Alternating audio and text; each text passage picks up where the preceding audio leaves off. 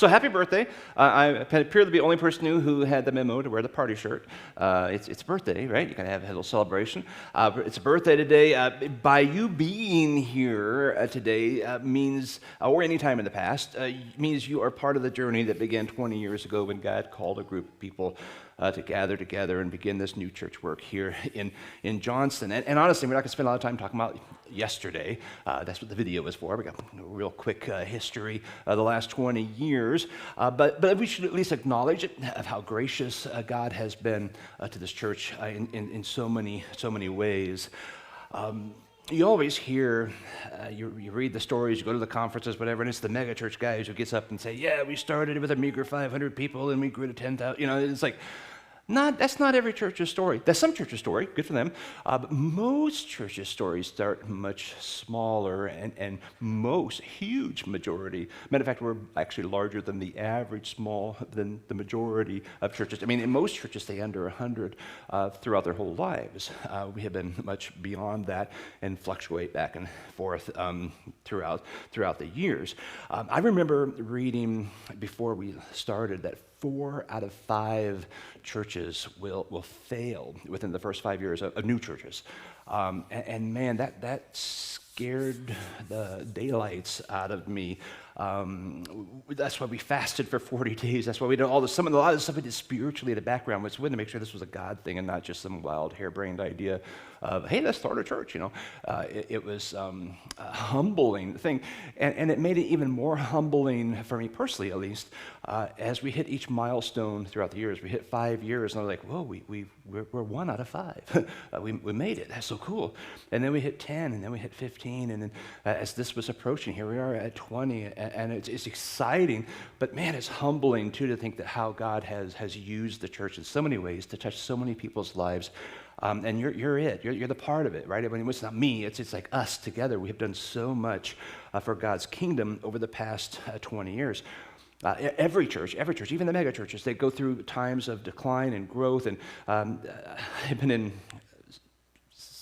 small group settings with some of the mega guys who say, man, we lost 500 people last year. And I think we can't lose 500 people at Pathway. We just wouldn't exist.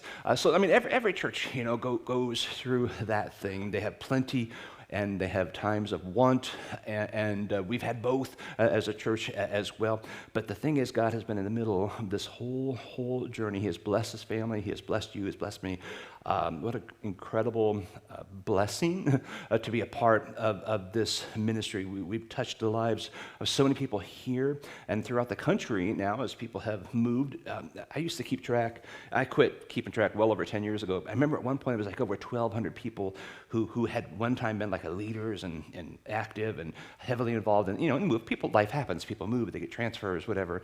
And then I just thought, that's depressing. So I just kind of stopped counting. So that's why I say, actually, it's been thousands, literally, who have been through the doors and the ministry Pathway.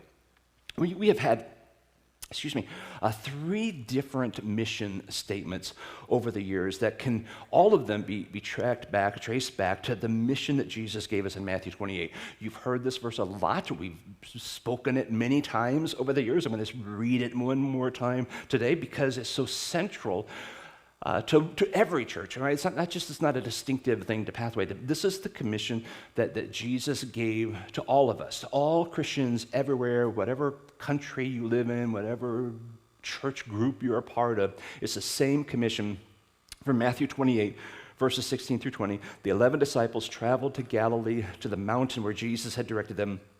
When they saw him, they worshiped, but some doubted. This is some 500 people, so not all of them were like, I'm not sure, you know. So some doubted. Jesus came near and said to them, all authority has been given to me in heaven and on earth. Go, therefore, and make disciples of all nations, baptizing them in the name of the Father and of the Son and of the Holy Spirit, teaching them to observe everything I have commanded you. And remember, I am with you always to the end of the age. This is a call from Jesus for all Christians everywhere to be disciples who make disciples.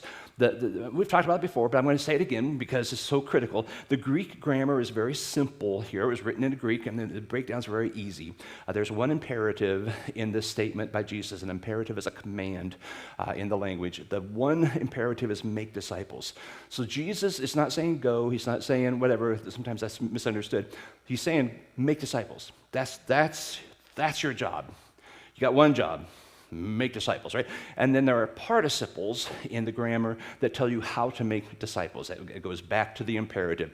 There's three participles: going, baptizing, teaching. And you've heard me say 1,000 times over the last 20 years that probably a better translation to go would be going as you go. Make disciples of all nations, baptize them in the name of the Father, Son, and the Holy Spirit, teaching them to obey everything I've commanded you. So going, baptizing, and teaching. Every single Christian, everybody who is a believer of Jesus has been called into this circular relationship where we make disciples by going, baptizing, and teaching, and those disciples make disciples by going, baptizing, teaching, who make disciples, and that just keeps going until the end of time. It's a circular thing. It never, ever ends until Jesus comes back. Now, our original mission statement, how many of you remember it? Some of you, you've seen it around, you guys have seen it most of your life, because it was before here, we did it in Atlantic, same thing. Bring them in, build them up, and send them out. It was based on the mission, on the Great Commission of Jesus. Bring them in, build them up, send them out. And it's very simple idea. Bring them in, that's reaching out to your friends, that's the as you go part. Bringing them into your friends, your family, your neighbors, your coworkers, anybody who you rub shoulders with, the people you see at the grocery store, the people you go into the gas station and talk to, anybody you happen that God puts upon your path or in your path is as you go. Okay, that's the bring them in. You invite them into a relationship with Jesus. That the easiest way is you invite them into church where we can help introduce them to Jesus together as a collective community. That's bring them in. We're inviting them to Jesus. The build them up is to take those who accept the message, as we talked about in our last series, and teach them to obey all things. That's the rest of our lives. I'm still learning, I'm still growing, I'm still figuring out God, and every time I think I have Him figured out, I learn more, and like, oh, I was so close. But not really.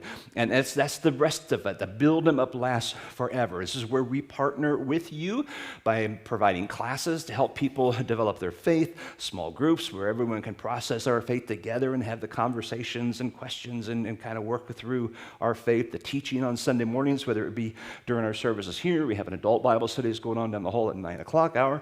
That's all about helping you get built up in the faith to know God in a better way and to challenge you to grow in your understanding of Scripture. And then to send them out is the phase where we get active and we're sending them out to do ministry, sending them out to take personal responsibility, to be involved in ministry, to serve in some way or another, to take the message of the people with us. So it's a continual full circle thing. Bring them in, build them up, send them out, bring them in, build them up, send them out. Never stops, just keeps going until Jesus comes back, based on the Great Commission that Jesus gave us. Now, that was our mission for several years. And I borrowed that, because we did that in Atlantic, where I moved here from. And I borrowed it from there, from a church in Colorado that I used to meet with the preacher regularly. And it was just so good. We just, like, half of us went home and said, yeah, this is great.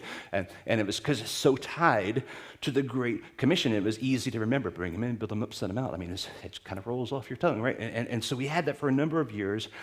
And then we decided maybe it needs updating. Maybe that's a 90s feel to it. I don't know. For whatever reason, we decided we need to repackage it a little bit. And we dug into Scripture again.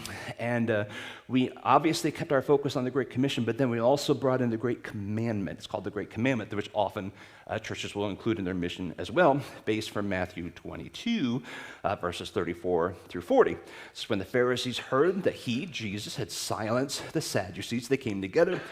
One of them, an expert in the law, asked a question to test him. So an attorney comes up. I'm going to trick Jesus, right? Teacher, which commandment in the law is the greatest? Okay? Out of all of them, which one do we really need to focus on? He said, love the Lord your God with all your heart, with all your soul, with all your mind. This is the greatest and most important commandment. Second is like it. Love your neighbor as yourself. All the law and the prophets depend on these two commandments. So Jesus says you can sum up everything. The whole plan of God for your life in two simple phrases: love God, love people. Really simple. If you love God all the time and love people all the time, you're going to obey the commandments, you're going to treat people right. I mean, it's really simple, right? Love God, love people. So we took those two ideas, and then we looked at a few other principles in Scripture, and added a third phrase and changed our mission statement to love God, love people, serve both. That was also rolled off the tongue, felt a little more modern, people were all excited. But again, it's the basic discipleship circle. Love God, be connected with Him, right? Love people enough that you're going to introduce them to God so that they can love God too and know how much He loves them, serve Him both, and repeat. Same basic story of discipleship, just repackaged. Love God, love people, serve both. And we had that for several years, and then we got the wild idea to change it again. We did research and looked at demographics and what are people who live around us, what are they really looking for in a church? Maybe love God, love people, serve both means nothing to them. So maybe we need to communicate a better vision, a better mission for the people around us. And the research pointed to three things. We narrowed it down and categorized it into three basic things that people were looking for. Christ-centered. I mean, if we're a church, who's this Jesus guy, right? Who's this Jesus God? What does he want from me? How's he telling me to live? How is he different than Confucius or somebody else out there? So Christ-centered was important. Bible-based. They want to know what the Bible actually says. They don't want to know my opinion. They don't want to debate on this and that. They're like, what does it actually say? What's God's message for us in His Word? And family focused. Moms want to know how to be a good mom. Dads want to know how to be a good dad. Husbands and wives, how do you have a good family life? How do you do this? Because everybody wants to have a good family, but few people are succeeding in a thriving marriage and family. So where would you go? We'll go to somewhere spiritual to get some advice. We wanted to say, hey, we're family focused. And so we used those three phrases for quite a while. I didn't look up the timing. It was at least 3 years probably that every single week, when the little announcement video popped in, there was this little, hey, we use these three. We're Christ-centered, Bible-based, family-focused. And every single week we repeated it. Every week we pointed back to those three things. But if you were to ask the average person, what's the mission of the church, they still would have said, love God, love people, serve both. So something didn't stick on our new several-year-long old mission that we had. Now, most churches, Pathway included, tend to come up with a mission, a statement, or a drive for their church that is based on one of these two scriptures that we read, either the Great Commandment or the Great Commission. Most will lean one way or the other. You could probably argue we leaned toward Great Commission for the first 10, 15 years. It was 10 years anyway. The bring them in, build them up, send them out. It was all about Great Commission, Great Commission, Great Commission. And you will have churches that will say, hey, we're a Great Commission church. Everything, our resources, our focus, everything is all about bringing the one. Bringing in, we're going after the one. Leave the 99 behind. We're going after the one. That's all that matters. And everything is focused on there. There's other churches who will kind of lean on the other one and say, love, love, love. Love is all that matters, right? All that matters is that I love you and you love me. We're a happy family. I just go there. That only means something to some people. And no, I've lost myself. But they will.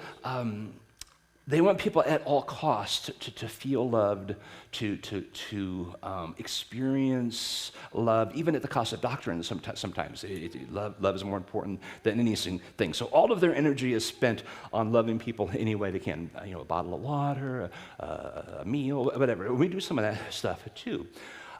So remove any barriers that keep people from feeling loved by God or by people, and that's their focus.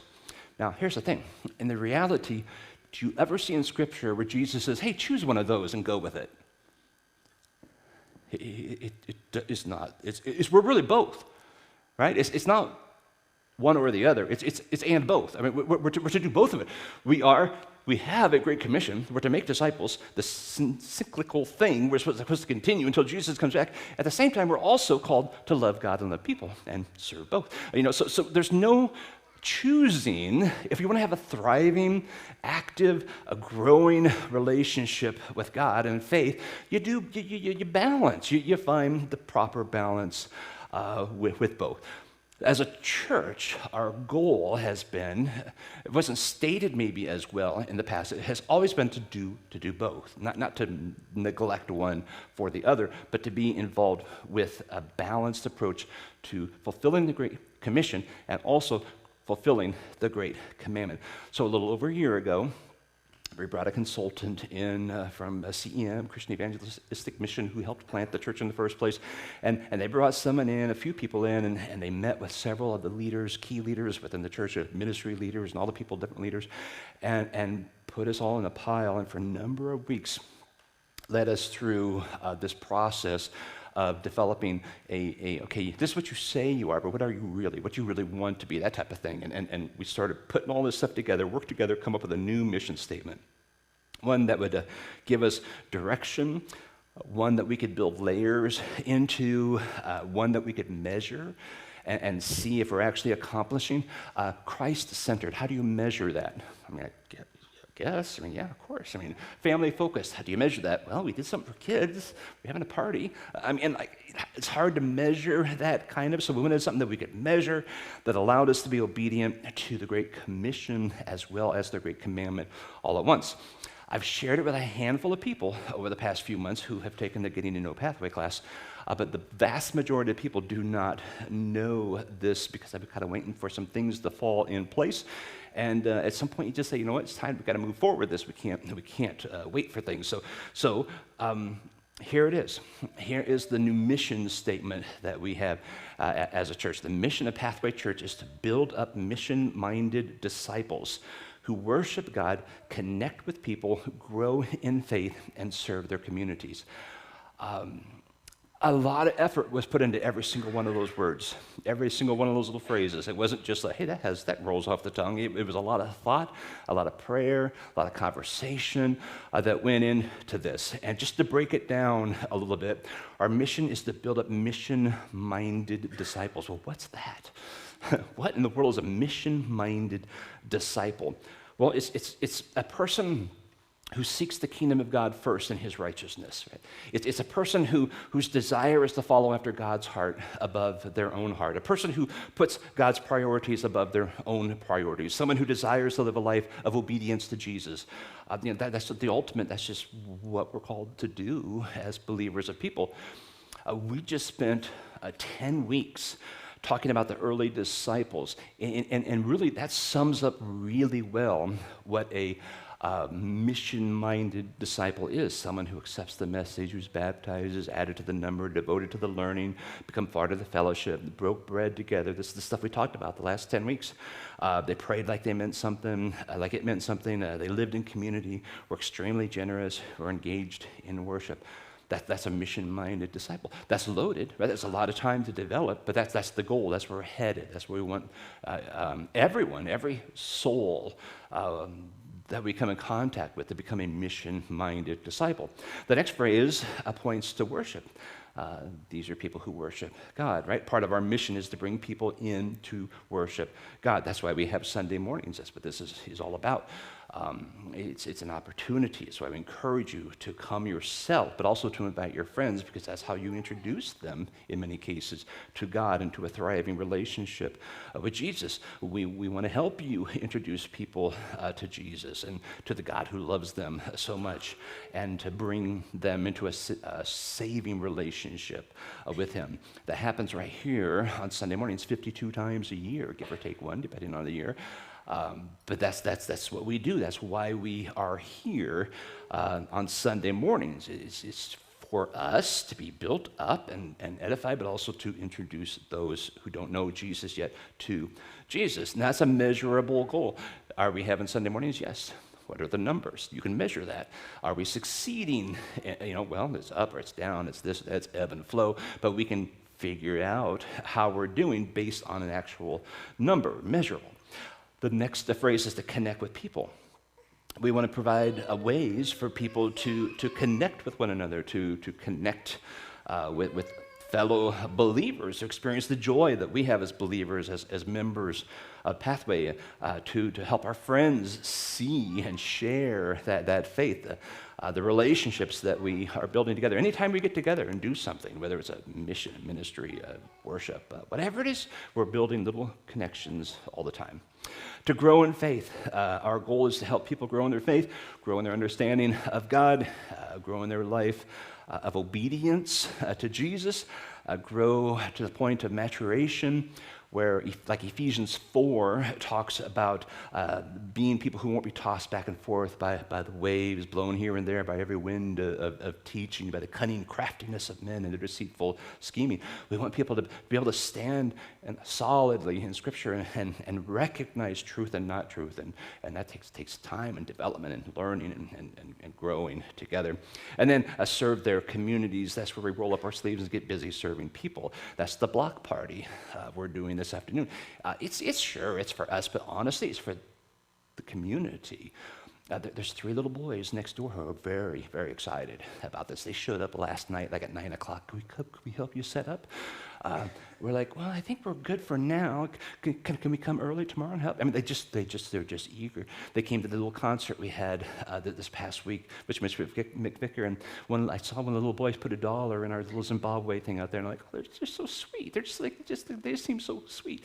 And it's like, wow, we're doing this for them. We're helping them. We're serving them, so that they might know Jesus. I look at these 3 guys, and I think that's me when I was a little guy. Right? That was me running around at church when Mom and Dad weren't there, and I was like, well, I'm going to walk up to the church, and they just have to walk across the fence. So I had to walk a block, so no big deal.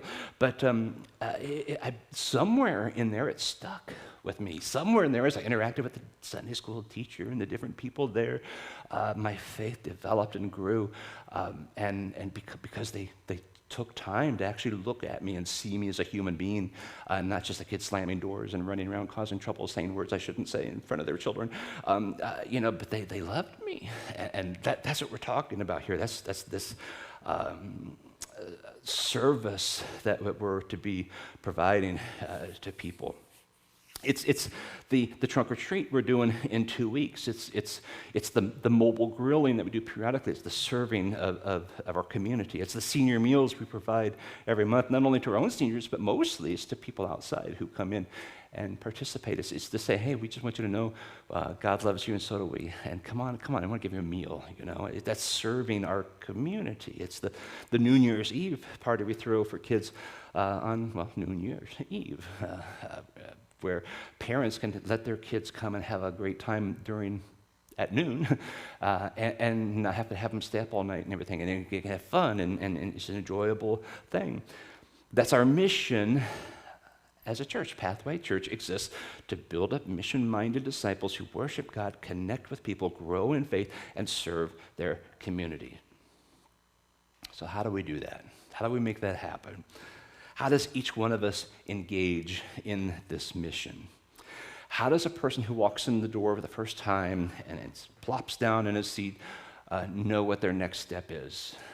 This is where we had breakdowns in our previous mission statements. And this is where we added an element here that really has me excited, because this is going to be developed, and we'll grow and tweak this as we go. But we came up with 4 words to describe this pathway through the mission process that someone would take. These are the 4 words: worship, connect, grow, serve. That's how we fulfill this mission that Christ has given us. The first step is you come to worship. Well, here you are, right? Most people who come for the first time will come into a worship service because maybe they're checking out God. Maybe they already know God. They're just kind of checking out this church. Is it a good fit? What do you got? What do you like? What am I like? There's a process to figure that out. It's step 1. From there, the next step is to connect. Okay, so you've already come and said, okay, I can handle that. Now what do? You want to build some connections, and we provide a number of initial connection opportunities. The Getting to Know Pathway Church classes, like step 1 is a couple-hour class where we sit down and tell you the basic philosophy and some of the stuff of the church. Step 2 is the growing in the Christian faith. For a while, I was replacing that with rooted, which we all did as a church last year. And then I thought it's going to be hard to duplicate that with just a handful each year. So I'm just going to keep with our plan of the growing in the Christian faith. It did the same thing. It was a 4-week class where you get some of the basics of the faith, and you're building connections as well. And then there's this Discovering Your Spiritual Gifts class, which I've done a couple times now in the last few months, which helps you learn where has God gifted you to connect and grow and to serve in ministry. So that's the connection thing. The next step, if you've done all that, you're like, okay, that's great. Well, now what do I do?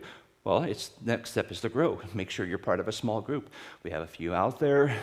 Do some digging. We'll find one that fits well for you, so you join a small group. Attend the adult Bible study on Sunday mornings as a place to grow, to develop your faith. Join an accountability group. Maybe you've seen our little pamphlets out there at CAP, C-A-P, Christian Accountability Partner. That's something you do on your own. You find someone and say, hey, let's just ask these questions of each other. There are accountability things and scripture reading that you do.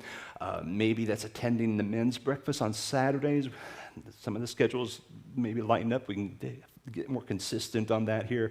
The women's study they do on Wednesday night. From here and there, I know there's something else coming up. Check your program for that. Do something to make sure your faith is growing and developing. That's the grow part. You don't want to just be stagnant. You don't want to just do the same thing over and over, assume everything's okay. You got to grow. You got to learn. Dig into the Word. See what God's got going for you, and then serve. If you've done all that, you're like, yep, in a small group. Yep, I'm doing everything. Reading the Bible, doing a class. It's great. What's my next step? Say I'm doing all that. Well, then you jump in to serve. Jump on board a ministry. We have a ton of different ministries, different ways to serve. There's lots of ways out there to do that. Find an area of interest or passion. Often the spiritual gifts class helps you kind of point you in maybe what direction you might want to go, where God maybe has especially gifted you. Engage in that area. Maybe join a mission team. Obviously, you hear about the Zimbabwe team. Hey, come to Africa with us. Or there's a group of people actually talking about going to Florida now in January for hurricane relief. We have the mobile grill periodically that goes out and does things. That's mission. This afternoon is actually mission. This is about reaching out. So find a way to serve in a mission type setting where you're reaching out to the community.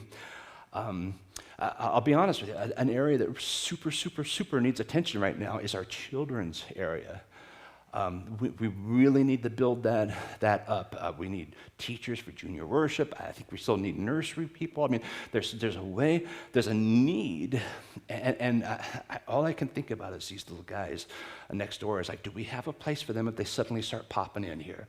We do, but do we have enough? Do we have enough to teach them? And do we have enough people to make sure everybody's supported correctly and all that stuff? No, we need more depth in all of our children's ministries, because there's a whole lot of children within a couple, 3 miles of this building that need Jesus. And so that's a focus we really need to be working on in the near future here.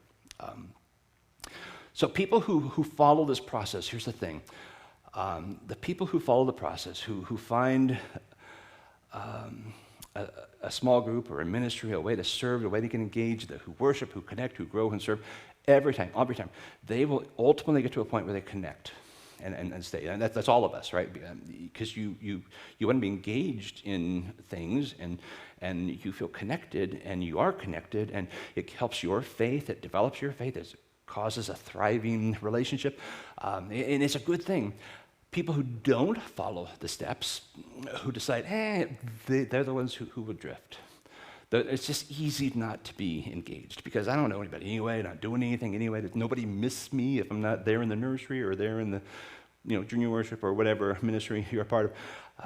It harms you to not be involved with this process, is my point. So the question is, what's your next step?